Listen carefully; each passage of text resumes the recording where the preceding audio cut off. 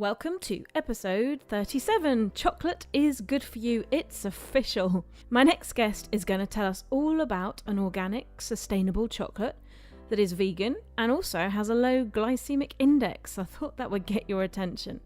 Now here's why you need to listen.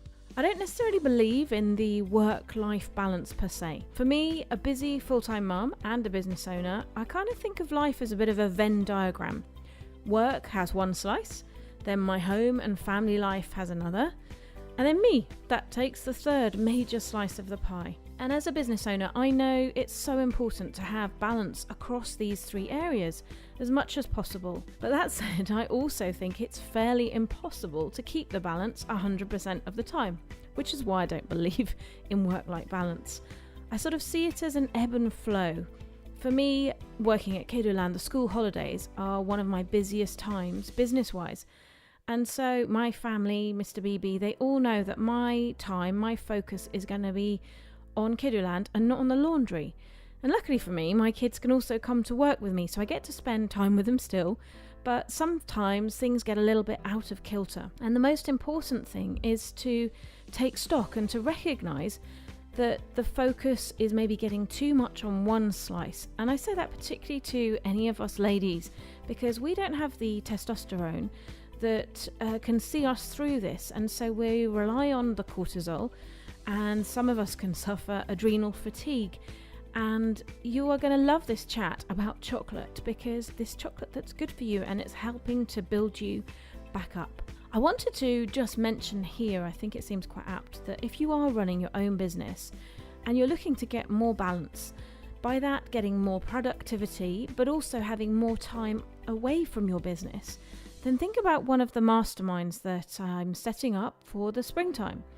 We are going to create accountability, set goals, and work to nailing them, taking action, and also working together to have support in a nice little group, your very own mastermind group where you get to problem solve.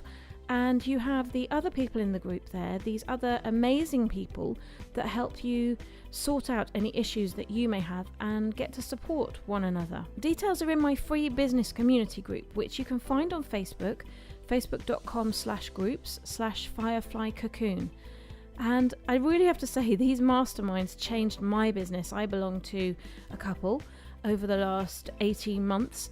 And that's why I think it's such a powerful model, and it's really something that if you want to work on your business and transform your business in 2018, find some balance in your life, then do go into the Firefly Cocoon on Facebook and have a look and think about joining us in the next mastermind.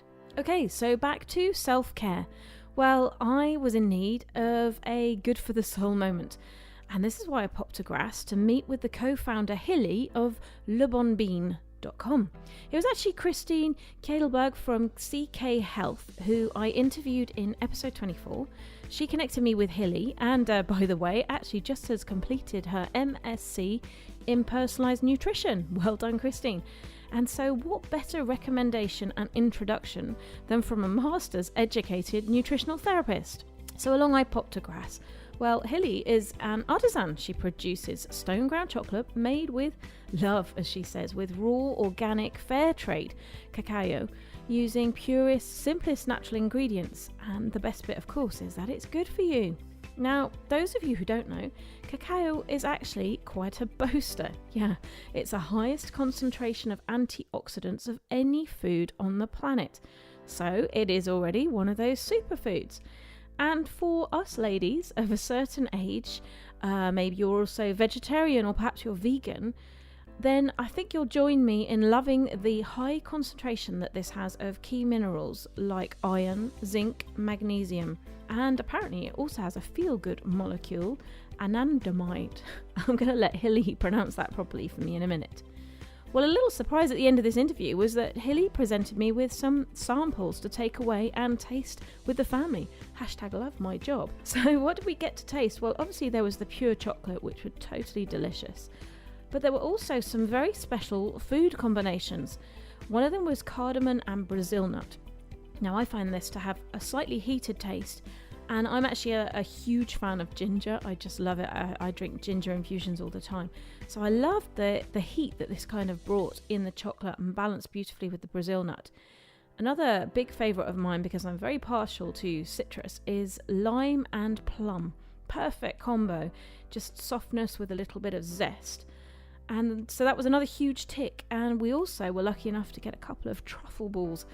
One of them was even dipped in coconut, and I promise you I did share that with all the other BBs. We literally cut them into little quarters and tasted them all together. It was a really fun moment. So Hilly, thank you so much for giving us that lovely evening together, tasting all your delicious treats. Voila! Okay, well, let's roll and meet Hilly. Having successfully launched 3 businesses, bilingual mum to 2 and entrepreneur Antonia Boaster-Brown has connected with thousands of people, both French and international, since moving to the French Riviera. These connections allow her to speak with successful local businesses and inspirational people about life here on the Côte d'Azur and share it with you. Welcome to the Riviera Firefly podcast with your host, entrepreneur, and my mum, Antonia Boaster-Brown.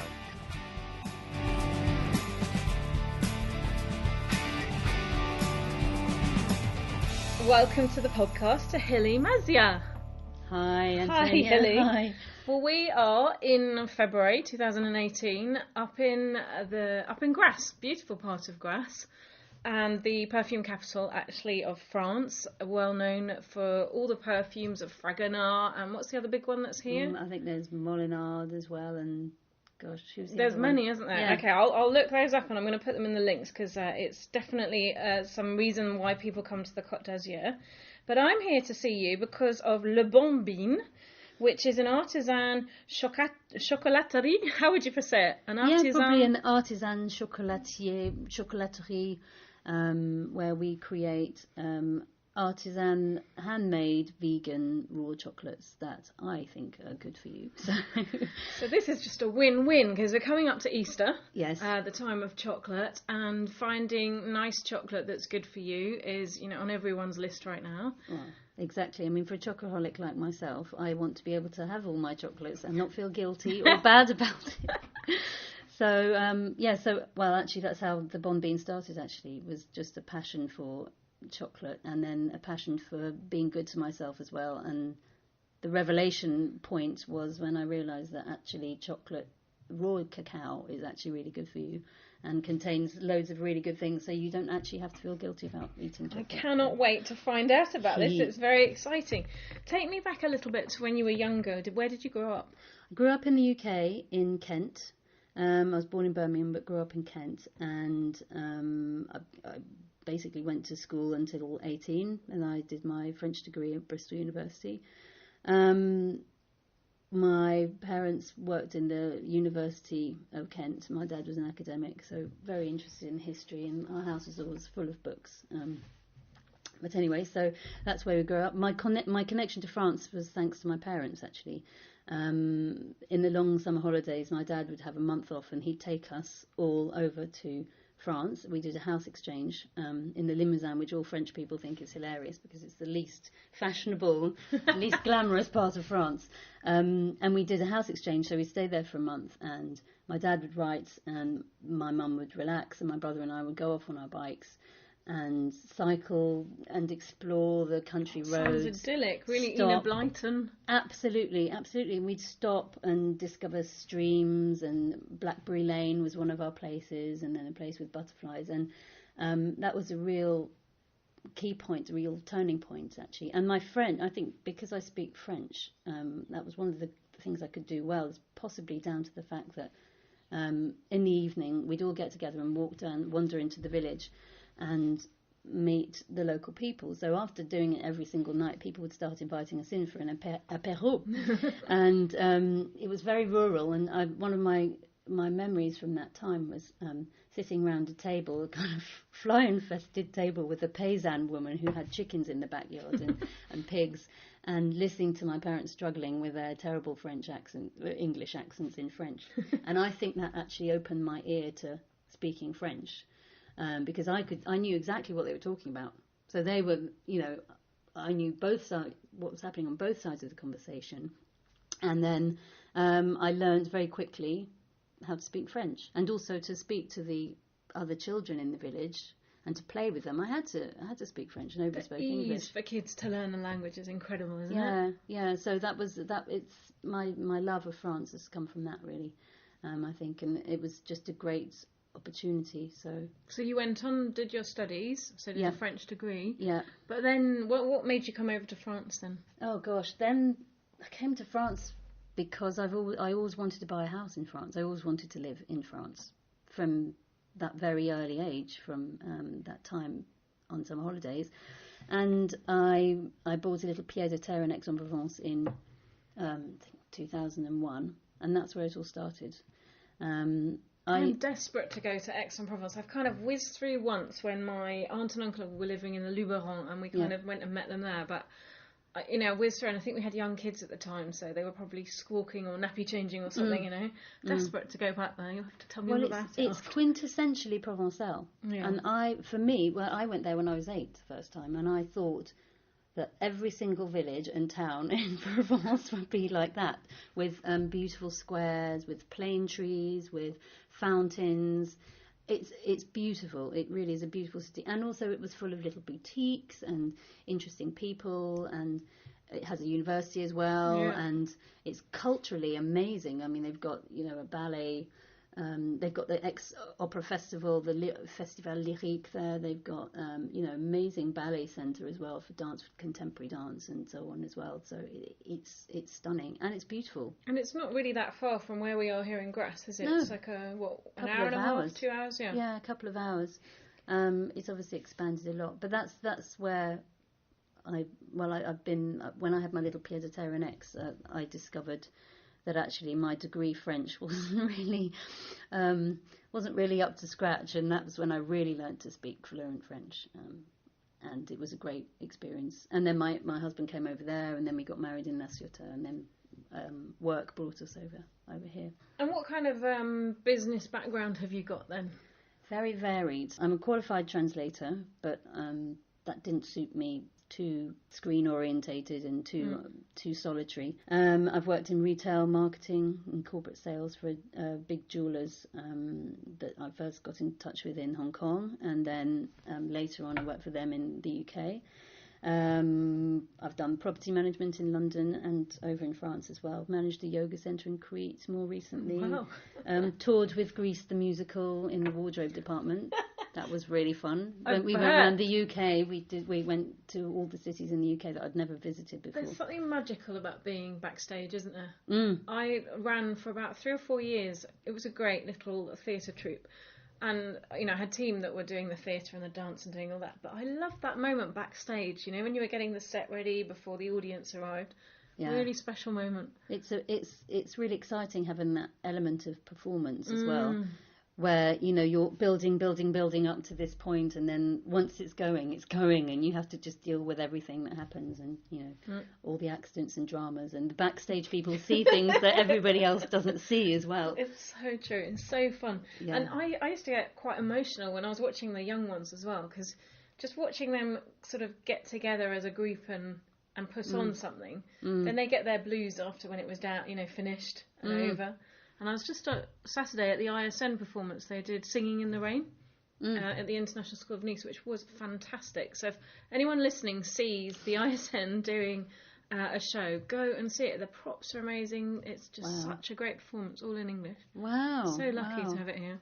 So you're working for Grasse. I was working for Grasse, yes, and then our travelling days came to an end, and we decided to work together and settle down in Grasse and worked as guardians. So that's where we are. Very varied, which really helps when you're coming to run your own business, because I always think of business when you're running it yourself as, the magician with the sticks and a plate on top of the stick. Yes. And you do a bit of marketing, a bit of sales, then you've got to do a bit of human resources, suppliers, that kind of thing, running up and down. You have your different hats on. Yeah. And that's actually one of the most challenging things, I think, because you can really focus into one area, and then you have to switch over. And like with the chocolate, I'm focusing on the marketing and doing the promotions, and then I have to go and make the chocolate. You know, otherwise there's no point. There's no But it point means there's in, variety, which is great. You don't get Yeah. bored because you're not stuck on marketing all day, every day. Absolutely, yeah. So what made you wake up one morning and you turned to your husband and you went, I know, we're going to open something doing artisan chocolate. How did that come about? Oh gosh, well, we were on a retreat actually in Glastonbury, and the cookbook, the vegan conscious cookbook, had a recipe for chocolate in the back of it, and I made the chocolates, and then I thought these are really quite nice, and I can make them myself, and then I started exploring the health benefits of chocolate, and actually the cacao contains, in its raw state, contains an amazing amount of nutrients and really, really good things. It contains iron, it contains the highest concentration of antioxidants of any known food. I mean, things like that. When you find out about that something that you think, well, that I perceive as bad for me, or because it's like a sweet, it's considered to be a sweet and you shouldn't indulge too much, then I just thought that's amazing. It was like a real aha moment for me. And also because I'm always interested in, you know, I've done lots of yoga. I've done probably about up to 20 years of yoga, and I was always interested in things that are good for me. And having my favourite treat and knowing this is good for me was just... Yeah, it's a win-win. Yeah, completely win-win situation. So that's where it started. And why I chose the name Le Bon Bean is because I want to focus on that aspect. I want to think about chocolate that's good for your body, chocolate that's good for your mind. You don't have to feel guilty about it, you know, because I think also your relationship with food is really, really important. So if you think that something's bad for you, or if you think you're going to put on weight, then you're automatically putting bad energy into your food and in the way you consume food. So I think you want to feel good about what you're eating. You want to know that it's good for you. And also behind that as well is, you know, I want to know that I'm sourcing the raw materials and raw ingredients from a good place. I want to know that it's fair trade, and I want to know that it's organic. I want it to be good for the earth. I don't want it to have loads of pesticides on it. I just want it to be a good all-rounder.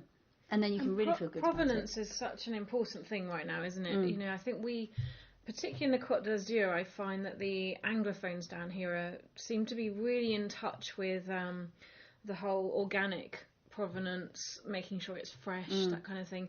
Back in England, the chocolate, you know, if you mention chocolate to me, I would think of something super sweet and sugary, like dairy milkish, without naming names. Yes. That's what I think of as chocolate in England or in the States, is really sickly sweet. Yes. A Twix or something like that. Yes. Whereas this chocolate isn't going to be like that, is it? Yeah. It's not going to have all this added sugar. We are trying to move away from that. And actually, this chocolate doesn't taste like a Twix, and it doesn't taste like a Mars bar or a Flake or any of the other ones, because we're going back to the basics. So we're taking out all the emulsifiers, all the additives, anything that's basically processed and fake. Yeah. And you're going back to the real flavour of the chocolate.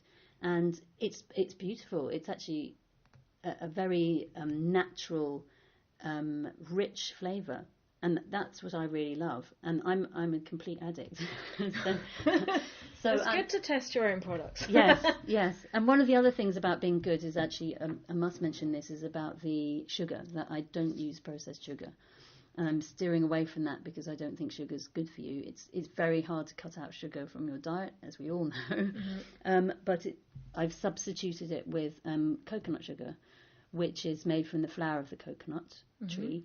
And it's got a low glycemic index. So it means that your body doesn't have the same peaks, it doesn't have the same inflammatory risk as when you have a processed bar sugar. of English chocolate, let's say, you'll have that moment of satisfaction perhaps, and you probably eat a lot more than you should. Absolutely, yes. Because it's not ticking the right boxes. And then you have that big peak in your sugar levels, and then the big drop. Yes, and that also makes you want to eat more.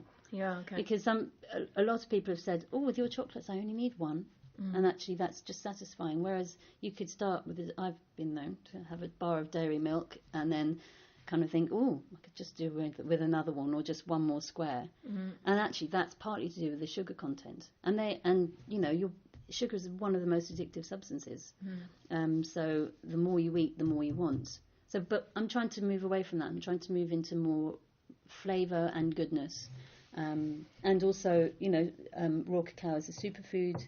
It's got magnesium in it, iron, anandamide, which is the feel good molecule. So it makes you feel good. And what's the importance of it being raw then? The importance of it being raw is that when I make the chocolate, it's not heated over 42 degrees, because then you destroy the essential goodness. You can just kill off all the nutrients and minerals, or you destroy them with heat, basically. So similar to vegetables, if you overcook like they used to back in the 60s, all the vegetables and things like that, all the vitamins. That's it. And there's a whole raw food movement. There's a lot of people who believe in the raw food movement for that very purpose. And I'm not into raw food. I eat some raw food, but they believe that you retain the best out of the natural food item by keeping it raw. So that's why it's raw. So we're ticking a lot of boxes here. We've got artisan, organic, vegan, because that's getting more and more popular. I was interviewing down in Valbonne, B.O. Valbonne, recently.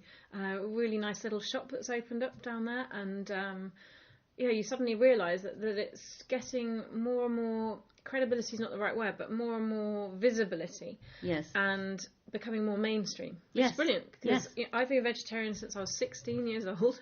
Oh, good. And when living in France for, 17 years as a vegetarian has been challenging until the last 24 months, I'd say, where suddenly it seems to be becoming more mainstream. Yes, I noticed that at the supermarket yesterday, and they have the TV magazines, and then there was a vegan magazine, and I thought, this is crazy. Being in France as well, it's been, I'm vegetarian as well. I found that really unusual, but it's great.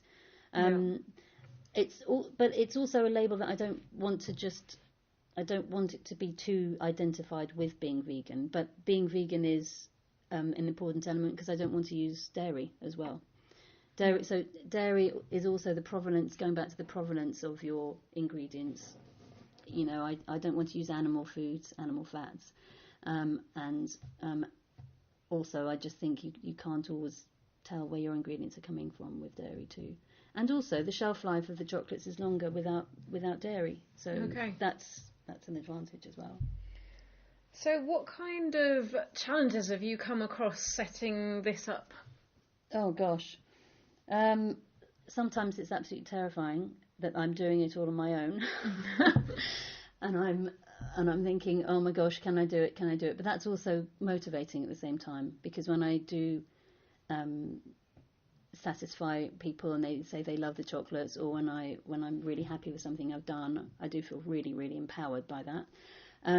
Another one of my cutting edges is kind of staying authentic and sticking to my principles. And I can source cacao from France that's cheaper, that's not organic, or that's maybe organic and not fair trade.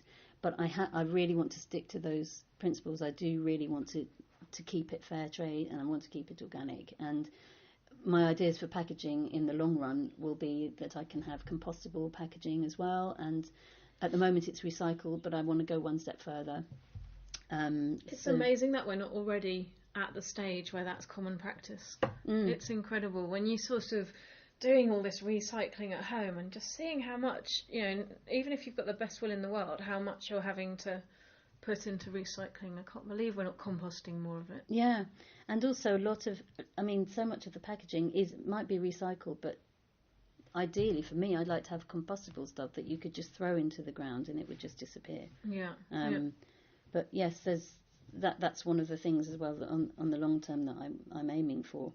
But it was funny because I contacted a company that are innovating in this area, and then I said to them, I'm really interested, and they said, well, you can order 3 tons of our paper, and I just thought, I might just have to get it a little bit bigger. I might be contacting you some way down the line, but not straight away. So that was funny. I wonder if there's a co-op though that one could join where they buy it as a co-op and you could take parts. Yeah, there must be. Yeah, exactly. I need to get busy with that. Well, that's something to aim for. So you've been doing everything, setting up the website. Yes. Sourcing all the products, so dealing with suppliers. Yes. All the customer service and linking up with partners. Yes. That kind of thing. Yes, and the linking up with partners is a challenge, but a really interesting challenge as well, because I like to respond to what people want. I like to give people what they want. So we're doing chocolates for the Clever Kitchen. They deliver healthy meals to people along the Côte d'Azur, and it's really nice to do a partnership with them because they're along the same kind of lines as we are. And Christine from CK Health as well. I've done some sugar-free goodies and sweets and snacks for her detox and cleanse group. That was really challenging as well, because trying to provide something really tasty and chocolatey without the sugar, without the sugar taste, the sweet taste has been interesting, but it's great. It's nice to work with limited ingredients as well, and just say, right, okay, so it keeps pushing you forward, which is great. Yeah, exactly. And the other thing that I guess is one of the challenges going back to that is just the time. I have so many ideas, and I want to do everything straight away and do everything really well, and then I've got the bombine and then all the other bits that are around it. Busy mum as well. Busy mum and two children, and so it's that. But then so many women do it as well, and it's just part of life. So I think I'm going to do this self-assessment that someone in the States told me about. It's called Colby or something. I'll look it up and I'll put it in the show notes, because it's very interesting. I'm an ideas person, and so you can have loads and loads of ideas. I just need to make sure I'm working with other people that can help keep me on track and help implement, and not chase the shiny objects or the squirrels. Keep back focused on what I'm trying to accomplish. Because when you've got lots of ideas, you can get distracted as well in the morning. Because you go, oh, well, why don't we do it this way? Or we should go and get that partner. Or completely. What I try to do is just write everything down. Yeah. And I have notes, and then I go back to them, and then I think, oh yes, actually I can have time now. I've got time to follow up on that one, or so on. I get inspired about flavors and combinations of flavors, and in fact that's one thing I was going to say, is that I'm going to be launching a tasting club in September. Well, September, October. so people can subscribe to that, and then I'll send out 5 or 6 times a year my sample chocolates, and then they'll be the first to taste them, and I'll give them a feedback form so they can say, I like this, or I don't like that, or like that. So what are the kind of tastes that are out there at the moment that are quite sort of tendance, quite fashionable? Well, I kind of get carried away sometimes in the kitchen, and I make a batch of chocolate and then make all kinds of crazy flavours. Last one was cardamom and lime, I think it was, and then I did plum and lime. And then I've just been experimenting with cardamom. I tried cardamom and mint. That didn't really work. The mint was far too strong. But then the lime with the plum was really nice, because the plum is kind of like a softer, sweeter flavour. And then the lime, so they balance each other. Cuts it. Yeah, it's really lime. So that worked out really well. That's fun. That bit's and that's fun. very entrepreneurial, because with Kidooland, I've had ideas, and I've put them into place, and then no one signed up. Apart from the people that are listening, no one else knows that. You just kind of go, okay, well, never mind, turn the page, and you just have to kind of pick yourself back up and do the next one. I think that's a really important part of doing the business, actually, as well, and that's what I find challenging, is you try your stuff, you try your things on people, and sometimes they go, oh no, I don't like that, or it doesn't get a great response, but you have to have quite a thick skin, and you have to just say, it doesn't matter, I'm just going to keep going, or don't take it personally. And also, the market sometimes just isn't ready. Like I've mentioned this before, but when I started Kidooland, we did yoga, mum and baby yoga. So this is like 11 years ago. And I had people come in and they were like, well, is this some kind of cult? Because yoga was not mainstream back then. Whereas now, it's everywhere. You can get a yoga class everywhere. But back then, yoga for kids, was... So I could do it again now, and we probably will in September, but back in the day. So it's like some of these combinations, like salted caramel is really, out there at lot at the moment. But if you'd have asked people 5-10 years ago, would you like salty chocolate? Yeah. Or, they probably would have said no. Exactly. So I think you need to keep your recipe cards, because you never know. Suddenly, cardamom and mint might suddenly become in fashion. Well, in a couple of years. Yes. And so I'll be open to all kinds of feedback as well, and any ideas from people. Hilly, can you try this one for me? Or I'm desperate to have, I don't know, chili and honey or something. I don't know. But it's such a personal thing as well. So how easy is it to get the market researched in that? Because you will have someone that totally loves salt in their chocolate, and then someone that is, real. It's very Marmite, I guess. Love it or hate it. Yeah. I mean, obviously the plain chocolate is important to stick to the plain. Yeah. Sometimes that's actually the nicest one anyway. But everybody can have, you can try an assortment of things, and there's I don't know, there's just something for everyone. I want to do different flavours as well, and also just keep it plain too. So, What's your favourite flavour? That's an interesting one. At the moment, it is actually the cardamom one. Really? Yeah, and the plain, and the plain one. And then I make pralines with raspberry, and they're pretty yummy as well. I'm getting hungry now. We've just had lunch. My goodness. So what's in line for 2018? I know that you're working on the online shop. I saw that on your website. That's right, yeah. And also with the Clever Kitchen. So that will continue. And then with Christine, I'm going to continue developing those sugar-free snacks for her, not just for the cleanse and reboot, but also for her clients who've got illnesses, who've got serious illnesses. Sometimes they just have to have absolutely no sugar, and their diet's quite limited, and she wants me to help find things that will inspire them and not make them feel like they can't have any fun stuff as well. It's important. My dad is a severe celiac and diabetic, and when you start cutting out, anything with sugar in and anything with gluten in, you're left with a very, very basic diet, really, with no fun, no pleasure. Exactly, and it's not fair to have to feel that you can't have your fun. Yeah, because many things are one or the other, so you can get lots of sugar-free things, but they'll all have gluten in, and vice versa, so it's very difficult to find something. Yes, yeah. So I'm working on, at the moment, just trying to get some chocolate snacks and foods that don't have any sugar at all in, but also have plenty of taste and are enjoyable to eat and have the textures and so on. So she's given me my list of ingredients, and I'm going to play around and see what happens. That's great. Yeah. So if people want to find out more, where would they go? What's the website? Okay, the website is www.lebonbean.com, which is LEBONBEAN.com. I have an Instagram site as well, LBB108.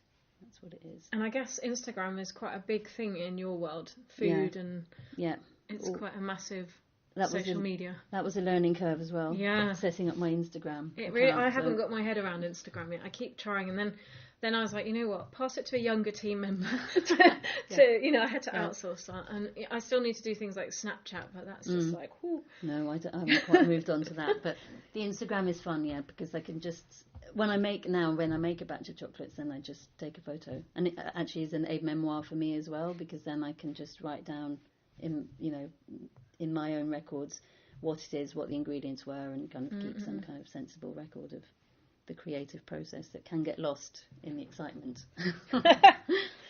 So when you're not busy making chocolate and being a mum, you mentioned that your parents had a house full of books. Does that mean that you're a big reader yourself?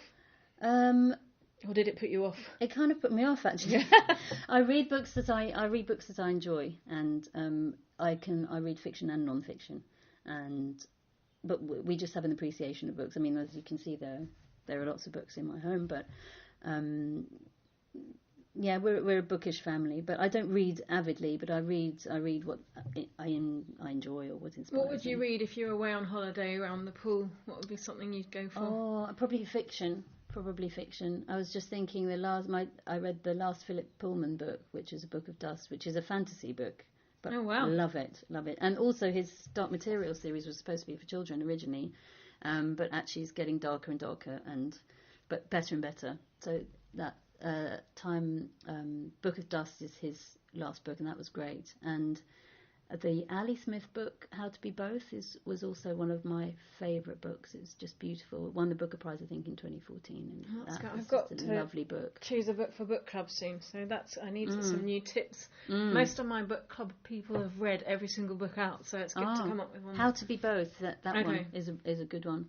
And my best non-fiction book that is totally inspiring me at the moment is When God Was a Woman by Merlin Stone, about the times when society was structured on matrilineal culture. I think I have read that, but it's not a recent book. It must be a while back. Yeah, I have read it. Yeah. Oh, yeah. It's just amazing, and it's so thought-provoking. And I'm thinking about, oh my goodness, the role of women in those societies. They were really empowered, and the values and attitudes of the current male-oriented religions is now deeply affecting us, and we don't even realise. We think it's almost instinctual that we behave like this, whereas when I read about this matrilineal culture in society, we had all the power back then, and it changed. Something happened. And it's a book that stays with you, that one, because I probably read it about, I don't know, 5 or 10 years ago. It feels like about that long. And it does come back into your mind when you sort of see, everything that you're seeing right now in Hollywood. Yeah. #MeToo, all those kind of things. Absolutely, it's very topical, and it's possibly for a reason that I'm reading it now. I find it wonderful, actually, because I think we as women have to think about who we are and what we're representing, and also I have 2 girls, and I want to be a good role model, and I want to find good role models for them as well. So it's interesting to see life from a different perspective. Yeah, and it's really interesting. I was on a Facebook group. I think it's called Girl Power. I'll find the link and I'll put it in the show notes, because they, in the run up to Christmas, were like, don't buy Barbies for your girls. Here are some great toys that you can buy for girls. So I think we got some kind of board game that was a chemistry. Sounds really dull, but it was really fun. And the idea was that you're giving girls toys that you would also give a boy, so sort of gender fluid, which I don't necessarily want to go down that route, but it's just we kind of dumb down girls from a really young age. Yes, exactly. And we've got to stop. We've got to give them much more empowering books when they're young, when they're teenagers, because that's going to mould them for their future. Absolutely. No, I'll send you the link as well, because it's, especially as you've got 2 girls, they have so many tips, and it keeps it in your head, which I love. Every time they update on Facebook, you just sort of go, oh yeah, I mustn't treat the girls in a sort of dumbed down girly way. We've got a lot of hard work ahead of us for our future women. Now, we talked a little bit already about Aix-en-Provence. Is that where you would go? Is that where you would guide your friends and guests to go and hang out for, or have you got any other? Yeah, if somebody had never been to the south of France, I would probably say Aix-en-Provence is a great place to start. It gives you a bit of everything. And also, it's like here, the natural environment is just so wonderful. You've got the sea, you've got mountains, you've got, lavender fields. There's just so much to offer. Mimosa, I went to Tanneron and saw the mimosa over there last weekend. Stunning. Really, really stunning. And it makes you feel so happy and optimistic. When I see the mimosa, I just think, life is good. It's wonderful. And the lavender fields as well.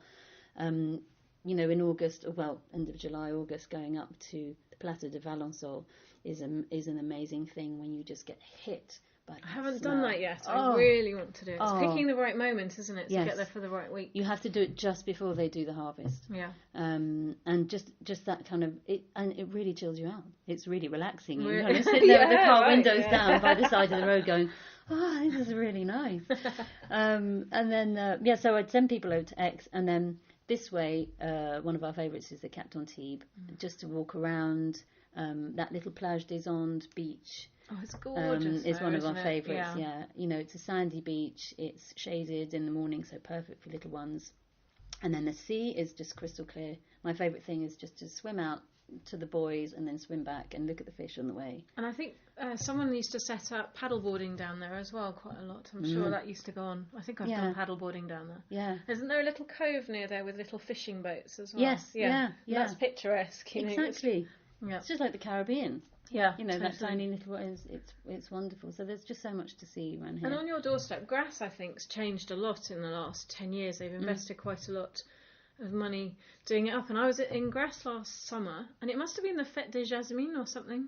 And there was this mini carnival going on, or maybe it's a Fête des Fleurs or something. Lots of flowers were being handed out. Yeah. Which one would that have been? The Fête des Fleurs? That could be the Fête des Roses is kind of in May, or a bit later on. Is the Fête des Jasmins. Could have been that one. Yeah. That's what's so amazing about here, is that there seems to be some fête every weekend somewhere. Some are quite random. Yeah. But But it's all part of the rich French culture, the rich and diverse French culture. My parents have now, well, my mum's there in a place in Forcalquier, and sometimes they go around to the fêtes in the local villages, and they said there was a hilarious one where people were throwing eggs at each other.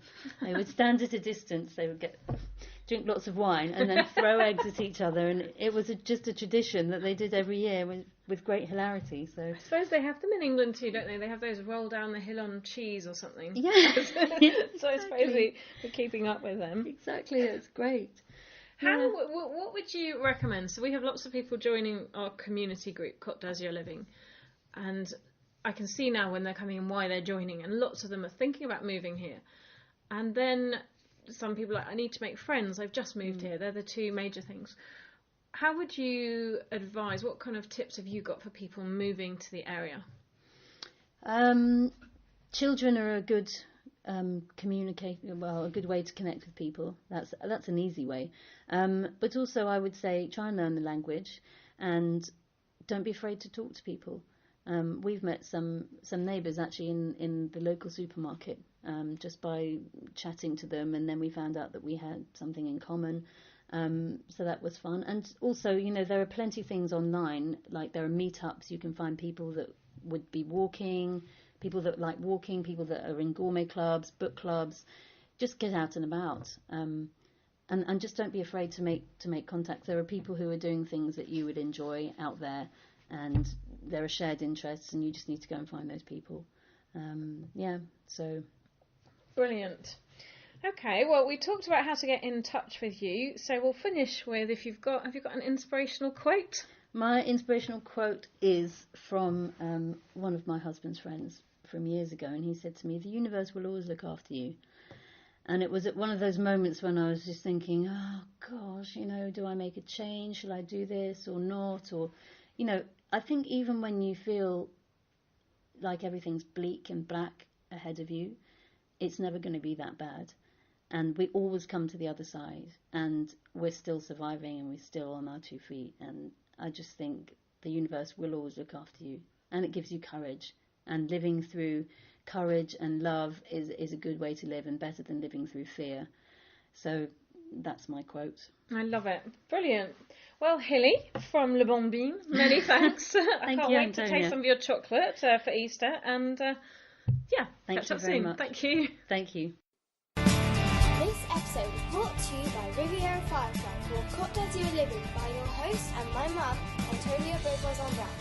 Please subscribe, like and share. Until the next time, au revoir les fireflies.